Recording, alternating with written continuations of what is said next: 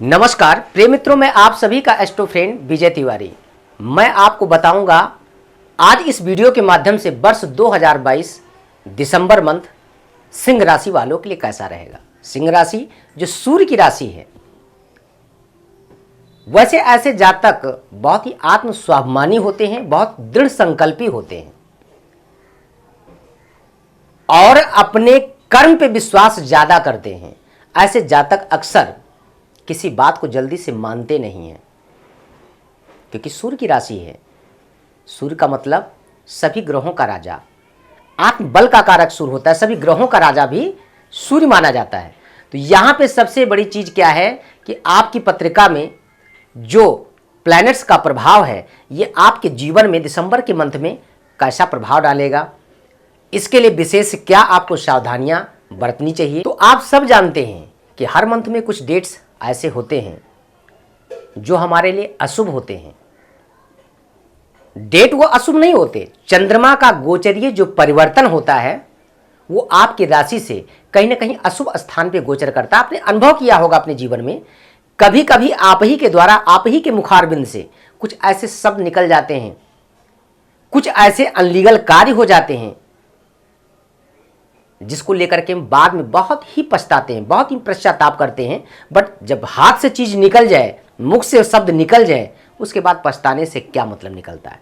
वो तारीखें, वो समय आपके चंद्रमा के परिवर्तन के अनुसार, जब भी आपके राशि से चंद्रमा का अशुभ स्थान पे गोचर होता है तो इस प्रकार से घटनाएं आपके जीवन में घटती हैं और आप भी आश्चर्यचकित होते हैं कि ऐसा मेरे साथ हुआ कैसे। जिसको आप लोग कई बार ऐसा भी बोलते हैं कि समझ में नहीं आया कैसे घटना घट गई।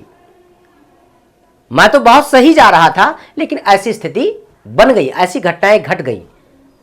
कभी भी कोई व्यक्ति गलत नहीं होता है, लेकिन उसमें प्लैनेट्स के ऐसे प्रभाव होते हैं ना कि आप ही से वो कार्य हो जाते हैं और समझ भी नहीं पाते हैं। तो तारीखें कौन सी हैं? सबसे पहले तो मैं आपको बताऊंगा कि उन तारीखों को आप नोट कर लें और उन तारीखों में कोई भी कार्य करते, कोई महत्वपूर्ण निर्णय लेने वाले हैं तो थोड़ा सा विचार जरूर करें। अगर विचार करके, सोच करके अगर वो कार्य करेंगे, शायद आप उन घटनाओं से बच जाएं, उस नुकसान होने से आप अपने आप को बचा सके। तो तारीखें कौन सी हैं मैं आपको बता देता हूं, आप नोट कर लें। 2 तारीख, 3 तारीख, 12 तारीख, 13, 22 और 23। 2 तारीख, 3 तारीख, 12 तारीख, 13 तारीख, 22 और 23 तारीख, इन तारीखों में कोई भी अगर महत्वपूर्ण निर्णय लेने वाले हैं तो थोड़ा सा विचार करके ही निर्णय लें, जिससे आपकी लाइफ में अच्छा हो। विशेष ग्रहों का, जो बड़े ग्रहों का परिवर्तन हो रहा है, आप देखेंगे तो 2 दिसंबर को बुध धनु राशि में गोचर करेगा, जो इसके पहले वृश्चिक राशि में गोचर कर रहा था। 5 दिसंबर को शुक्र भी धनु राशि में गोचर करेगा। 16 तारीख को सूर्य धनु राशि में गोचर करेगा।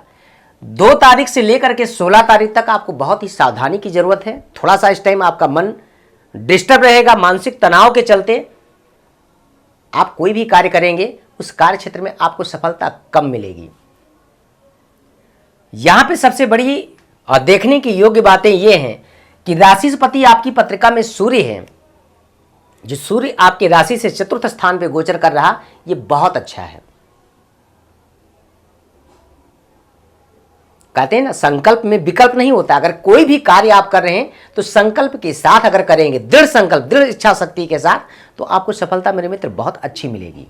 इसी के साथ में देखूं तो आपको अपने बड़ों का प्यार, बड़ों का सहयोग, किसी बड़े व्यक्ति के साथ आपका रिलेशन होगा, आपका परिचय होगा, जिसके द्वारा, जिसके सपोर्ट, सहयोग के द्वारा अपने जीवन में, अपने कार्य क्षेत्र में बहुत अच्छी सफलता आप मित्र प्राप्त कर सकते हैं।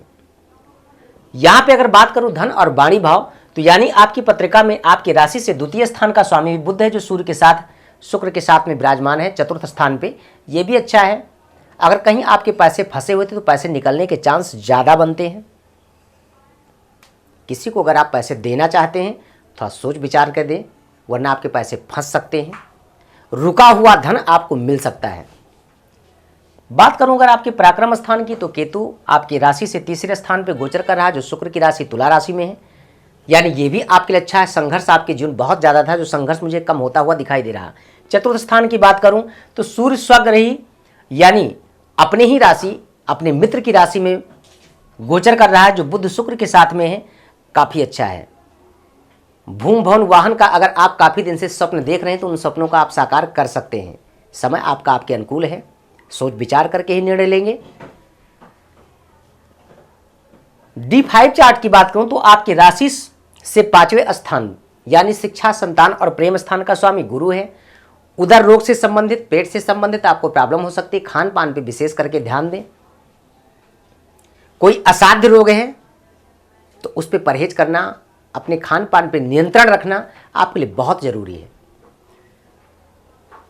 शिक्षा, एजुकेशन क्षेत्र में आर्ट, मीडिया, कोई गुप्त विद्या या फिल्म इंडस्ट्रीज, सौंदर्य प्रसाधन से संबंधित अगर आप कोई कार्य करते हैं तो आपके लिए बेटर होगा। ये समय आपका आपके अनुकूल है। किसी से आप प्रेम करते हैं, प्रेम प्रसंग में काफ़ी दिनों से आप और आपकी प्रेमी या प्रेमिका के बीच में काफ़ी मिसअंडरस्टैंडिंग चल रही थी, तो ये समय आपका अनुकूल है। इस टाइम आपको सफलता मिल सकती है, यानी खोया हुआ प्यार आप अपना प्राप्त कर सकते हैं। संतान की उत्पत्ति में थोड़ा सा कष्ट मुझे दिखाई दे रहा, क्योंकि गुरु आपकी पत्रिका में अष्टम भाव में गोचर करेगा, तो संतान को लेकर के थोड़ा सा आपका प्लानिंग कहीं ना कहीं इस टाइम मुझे मिस होता हुआ दिखाई दे रहा है। यानी इस टाइम आपका प्रयास संतान के प्रेम या संतान के सुख से संबंधित थोड़ा सा मुझे कष्ट जरूर दिख रहा है। संतान की प्राप्ति कर चुके तो संतान के सुख में, स्वास्थ्य में थोड़ी सी पीड़ा मुझे दिखाई दे रही है। रोग ऋण शत्रु स्थान की बात करूं तो काफी अच्छा है, क्योंकि आपकी राशि से 6ठे स्थान पे शनि का गोचर करना, कहते हैं अशुभ स्थान पे अशुभ ग्रहों का गोचर करना अच्छा माना जाता है। यानी शत्रु भी आपके परास्त होंगे। ऋण का भी दबाव, प्रेशर आपको मानसिक तनाव ज्यादा दे रहा था, तो वो भी मुझे कम होता हुआ दिखाई दे रहा है।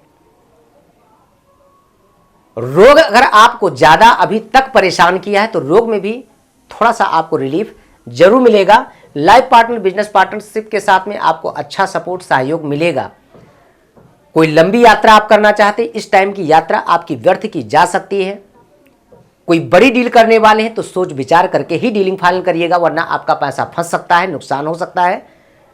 राहु आपके भाग्य स्थान पे यानी आपकी राशि से 9वें स्थान पे गोचर करेंगे, तो थोड़ा सा भाग्य भी आपका कम सपोर्ट करेगा। लेकिन कर्म अगर करेंगे तो कहते हैं ना, भाग्य से भी बढ़ करके आपका कर्म है।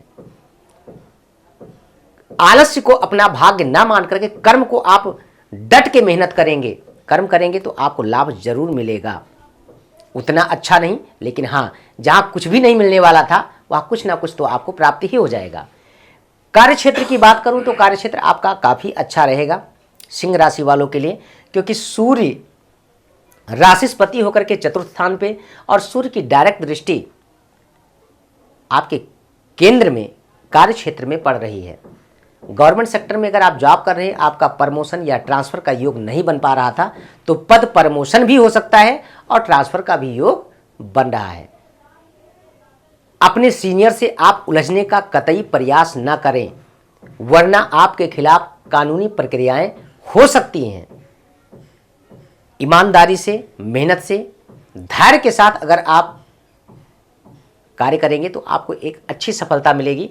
लाभ भाव की बात करूं तो लाभेश भी आपकी पत्रिका में केंद्र में है। कहते हैं केंद्र का स्वामी त्रिकोण का स्वामी केंद्र में हो, त्रिकोण का स्वामी केंद्र का स्वामी त्रिकोण में हो, तो काफी अच्छा माना, लाभ की स्थिति अच्छी रहेगी। बट हाँ, खर्चा भी आपका थोड़ा ज्यादा होगा।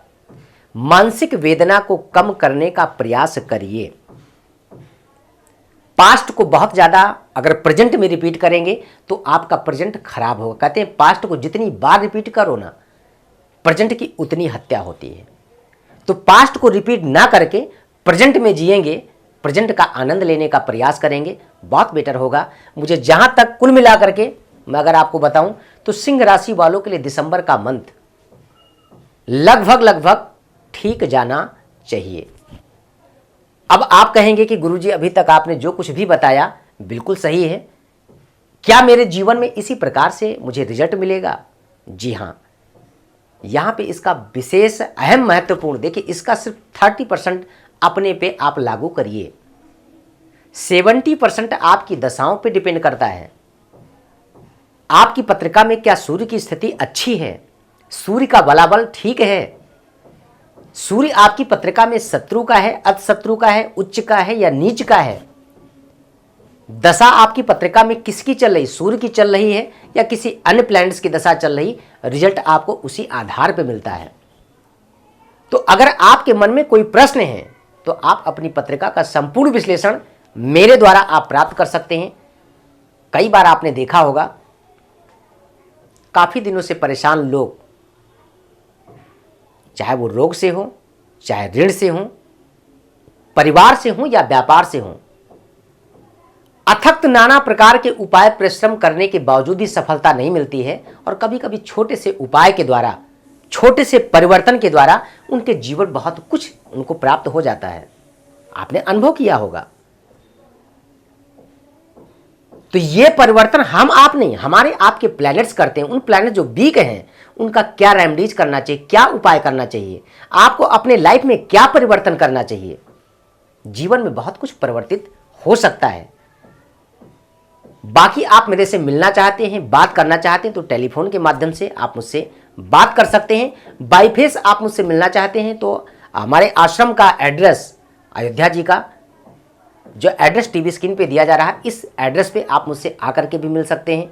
आपके रहने खाने पीने की सारी व्यवस्था अपने आश्रम पे आपको अवेलेबल मिलेगी।